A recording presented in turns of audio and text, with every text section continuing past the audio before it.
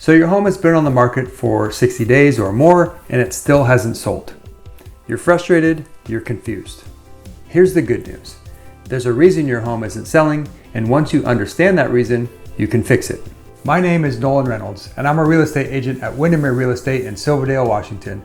And today I want to walk you through the 3 most common reasons homes in Kitsap County sit on the market, what's causing it, how to fix it, and if you haven't listed yet, how to avoid these mistakes altogether.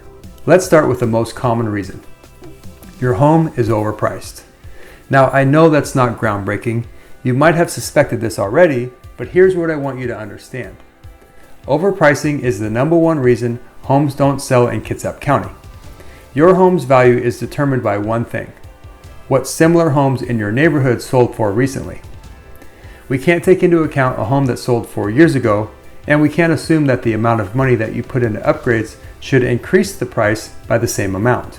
Upgrades do add value, but we can't ignore a similar quality home in the neighborhood that just sold 2 months ago. Because here's the problem with overpricing. It creates a cascading effect. Your home sits on the market for 30 days with no offers. Buyers start to wonder why it hasn't sold. By day 60, your home looks stale. Buyers assume something is seriously wrong with it. Then you drop your price by $10,000, then another $10,000, and by the time you've had 3 price reductions, you've already lost your momentum and now you're in a really challenging position. The fix for this is simple. Get an honest comparable market analysis. Look at homes that sold in the last 30 to 60 days, same neighborhood, same square footage, same condition. Calculate the average, that's your price. Maybe even go slightly below that price to create urgency and potentially generate multiple offers. That's how you solve the overpricing problem. Now, the second most common reason a home doesn't sell is the condition of the home. And here's what's important to understand. Price and condition go hand in hand. There's always a right price for the current condition of your home.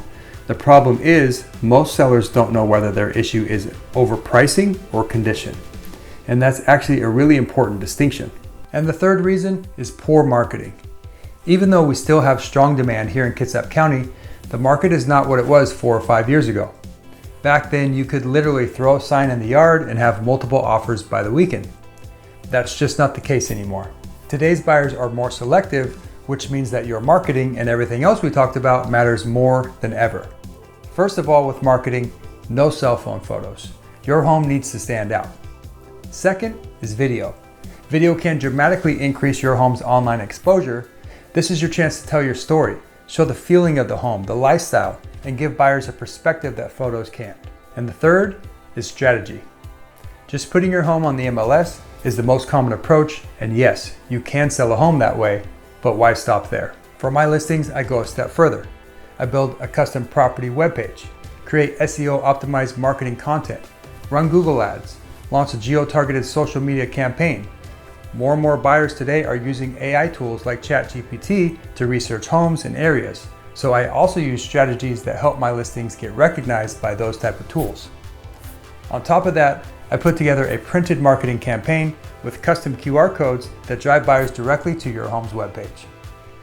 All of this works together to get your home in front of more buyers, which can lead to more showings and ultimately can lead to more offers. Now, to help us understand which of these 3 reasons is the most likely reason that a home is still sitting on the market, I'll look at 2 different statistics. First, I'll look at the average days on market. For instance, right now in Area 149, East Bremerton, the average days on market is 36. Next, I'll look at the average showings to pending. Again, for that area 149 East Bremerton, the average showings to pending right now is about 13. So if your home is in this area and it's been on the market for more than 36 days and it has less than 13 showings, then that tells me that it's likely either an overpricing issue or a poor marketing issue.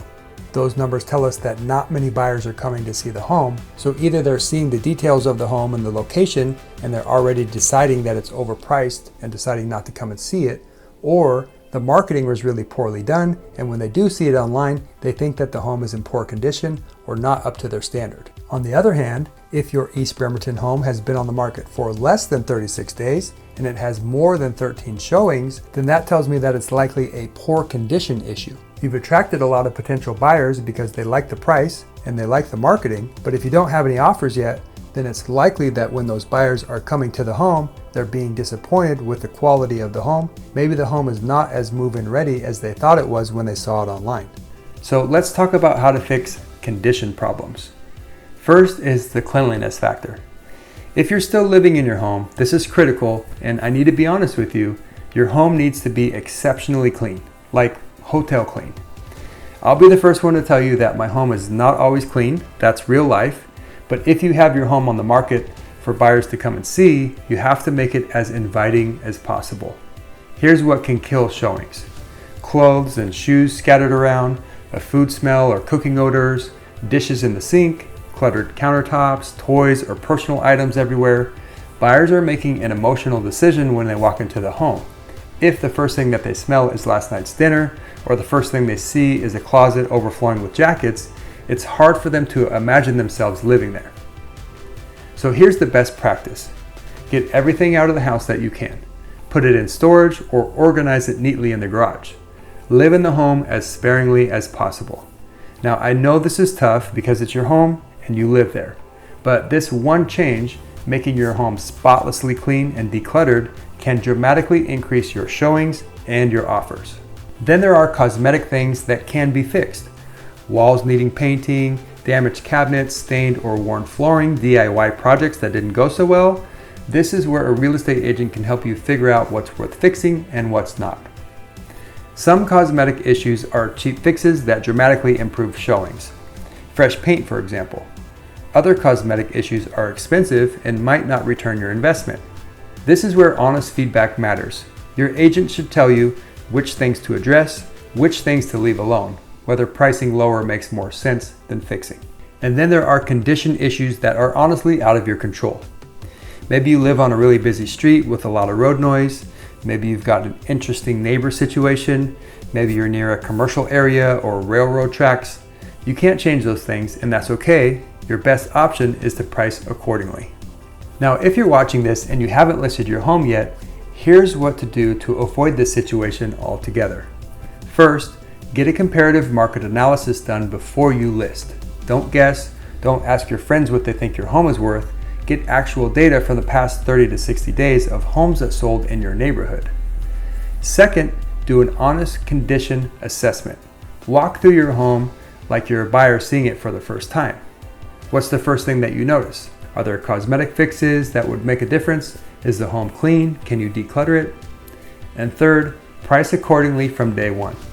If you start at the right price, you'll get showings, you'll get momentum, you might even get multiple offers. It's so much easier to get it right the first time than to deal with a cascade of price reductions and lost momentum. If you're considering selling your home, I can help. Whether it's doing a comparative market analysis, assessing what things to fix in the home, or anything else, I'm here to help. Feel free to reach out to me directly or click the link below for more information. Thanks for watching.